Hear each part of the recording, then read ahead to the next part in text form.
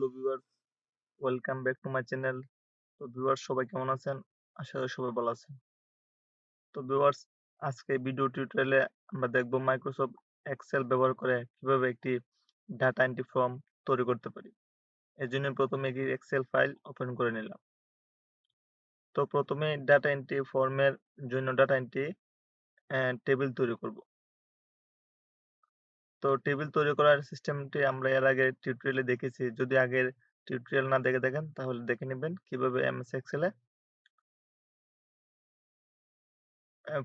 একটি proper table তৈরি করতে হয়। তো টেবিল তৈরি করার শুরুতে আমরা টেবিল হেডিং আগে তৈরি করে নেব। তো তার জন্য আমি টেবিল হেডিংটাকে তৈরি করে নেই। তো আমি প্রথমে দিলাম নেম, তারপরে ফাদার্স নেম, দিলাম মাদার্স নেম,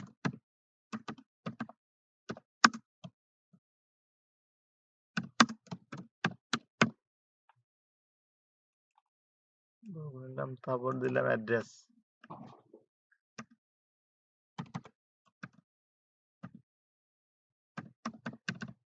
তারপর দিলাম মোবাইল।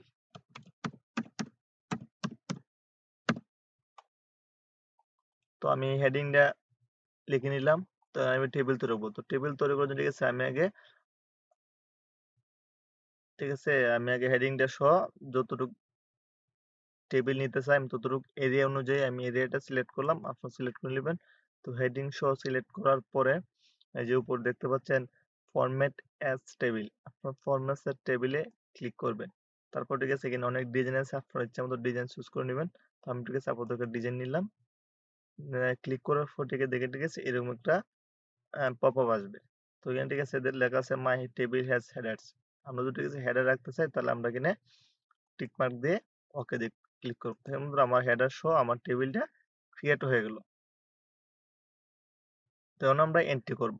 তো আমরা দেখেন আমরা তো ঠিক আছে এই যে নেম আছে, নেমে হেডার আছে, হেডার ফর ঠিক আছে দেখেন প্রত্যেকটা বক্স আছে। তো আমরা তো ঠিক আছে ডাটা এন্ট্রি করি তাহলে কিন্তু আমাদের প্রত্যেকটা বক্সে একটা একটা করে ডাটা এন্ট্রি করতে হবে। তো আমরা যখন ঠিক আছে কোনো ক্লায়েন্টের কাজ করবো, কোনো স্কুলের কাজ করবো, ঠিক আছে যখন আমরা ঠিক আছে ক্লায়েন্টের কাজ করবো বা বেশি বেশি কাজ করবো, হাজার হাজার কাজ করবো, তখন ঠিক আছে আমাদেরকে যদি একটা করে আমরা এই যে ডাটা এন্ট্রি করি তাহলে কিন্তু আমাদের অনেক সময় লেগে যাবে। ঠিক আছে, আমরা কিভাবে শর্টকাট পদ্ধতিতে আমরা সহজে ডাটা এন্ট্রি করতে পারি আজকে আমরা দেখব। তো এমএস এক্সেলে সহজে ডাটা এন্ট্রি করার একটা পদ্ধতি হচ্ছে কি, সেটা হচ্ছে একটা ফর্ম তৈরি করা। আমরা যদি একটা ফর্ম তৈরি করি তাহলে ফর্মের মাধ্যমে ঠিক আছে সহজে আমরা যত খুশি ইচ্ছা ডাটা এন্ট্রি করতে পারবো। তো তার জন্য ঠিক আছে আমরা যে ফাইলে ক্লিক করব, তারপরে যে নিচে আছে অপশনস ক্লিক করব। তারপর ঠিক আছে দেন এর মধ্যে ইন্টারফেস আসবে। দেন আমরা যাবো এখানে কুইক অ্যাক্সেস টুলবারে ক্লিক করব। তারপরে ঠিক আছে এই যে উপরে choose commands from A arrow বাটনে ক্লিক করব। দেন এই যে কমান্ডস নট ইন দা রিবনে ক্লিক করব। তারপর ঠিক আছে আমরা এই যে এখানে আমরা ফর্ম নামক একটা অপশন খুঁজব। তো দেখি আমরা ফর্মটা কই আছে। তো এই যে দেখেন আমার ফর্মটা আমি সিলেক্ট করব, অ্যাড। তো বন্ধুরা এখানে ঠিক আছে আমার আগে ফর্মটা অ্যাড করেছিল এই জন্য এরকম আসছে। তো ঠিক আছে আমি এখানে যে ফর্মটা অ্যাড করছি আমি ফর্মটা আগে ডিলিট করে দেবো। তো আমি এটাকে রিমুভ করে দিলাম। তারপর এটা সিলেক্ট করব, তবে অ্যাড দেবো, অ্যাড হয়ে গেল। যদি আমি ওকে দিই, দেখেন আমি ওকে দিলাম। তো দেখেন আমার ফর্মটা কিভাবে ক্রিয়েট হলো। এই যে দেখেন উপরে, এই যে এখানে উপরে কিন্তু ঠিক আছে আমি ওকে দেওয়ার সাথে কিন্তু উপরে আমার এই যেখানে আমার ফর্ম অপশনটা চলে আসছে। তো আমি এখানে কার্সরটা রেখে দেখবেন যেখানে ফর্ম লেখা উঠছে, তার মানে আমার ফর্মটা ক্রিয়েট হলো। তো আমি ঠিক আছে ফর্মটা কিভাবে এখানে শো করবো, তো আমি এটা সিলেক্ট করে ঠিক আছে ফর্মে ক্লিক করব অপশনটাতে, দেখেন আমার ফর্মটা কিন্তু এখানে চলে আসলো। এখন দেখেন আমি হেডিং এ যা লিখছি আমার এখানে এই ফর্মটা কিন্তু ঠিক আছে এখানে তাই আছে। আমি হেডিং লিখছি নেম, লিখছি ফাদার্স নেম, ফাদার্স নেম লিখছি, মাদার্স নেম আছে, অ্যাড্রেস আছে, অ্যাড্রেস আছে, তারপর মোবাইল। এখন যদি ঠিক আছে আমি নেমের কিছু লিখি,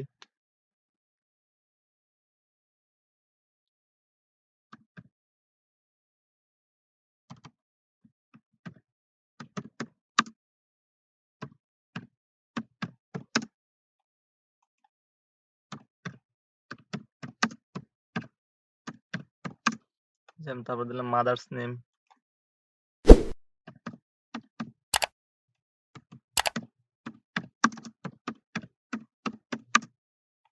তারপরে অ্যাড্রেস, মোবাইল,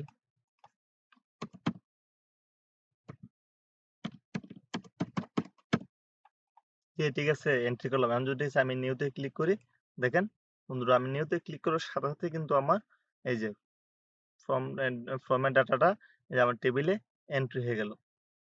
ঠিক আছে, তো এইভাবে দ্রুততার সাথে ঠিক আছে ইজিলি আমরা অনেকগুলো ডাটা এন্ট্রি করতে পারবো।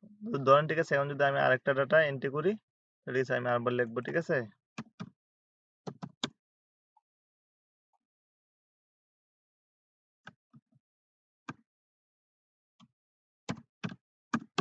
ফাদার্স নেম লিখতেছি, মাদার্স নেম,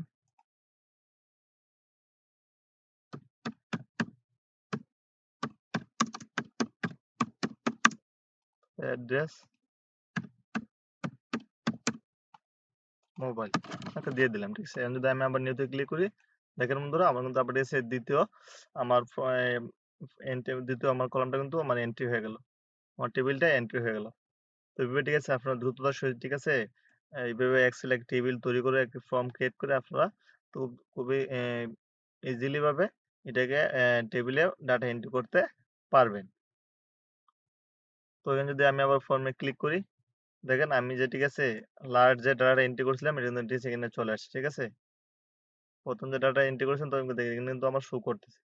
তো এর পাশে দেখেন অনেক অপশন আছে, ফাইন্ড প্রিভিউ, ফাইন্ড নেক্সট। আমি ফাইন্ড নেক্সটে ক্লিক করি, দেখেন আমার দ্বিতীয় ডাটাটা কিন্তু এখানে দেখাচ্ছে। আমি যে আবার ক্লিক করি, ডাটাটা নেই। আপনার ঠিক আছে নেক্সট নেক্সট করে ঠিক আছে আপনারা ইচ্ছা মতো এগুলোকে চেঞ্জ করতে পারবেন এবং এগুলোকে ইচ্ছা হলে এডিট করতে পারবেন। ধরুন ঠিক আছে আমার 2 নম্বর ডাটাটাকে আমি এডিট করব। তো এখন ঠিক আছে আমি নেক্সট দিয়ে 2 নম্বর ডাটা নিয়ে আসলাম। এখন আমার ফর্মে কিন্তু টেবিলের প্রত্যেকের ডাটা শো করতেছে। তো আমি যখন ইচ্ছে করলে এখানে এই যে এডিট করে যদি আমি আবার নিউতে ক্লিক করি, দেখেন আমার ঠিক আছে এখানে আবার অটোমেটিক এডিট হয়ে গেল। ঠিক আছে আবার ইচ্ছে করলে আমি এগুলোকে ডিলিটও করতে পারবো। তো ঠিক আছে খুবই সহজভাবে ঠিক আছে দ্রুততার সহিত ঠিক আছে হাজার হাজার ডাটা আপনারা নিমিষে এন্ট্রি করতে পারবেন। তো ভিউয়ার্স আজকে এই পর্যন্তই। তো ভিউয়ার্স এখনো যারা আমার চ্যানেলে সাবস্ক্রাইব করেনি তারা সাবস্ক্রাইব করে নেবেন এবং পাশে থাকা বেল আইকনটি অন করে দিবেন যাতে পরবর্তী ভিডিও পাওয়ার সাথে সাথে আপনারা নোটিফিকেশন পেয়ে যান।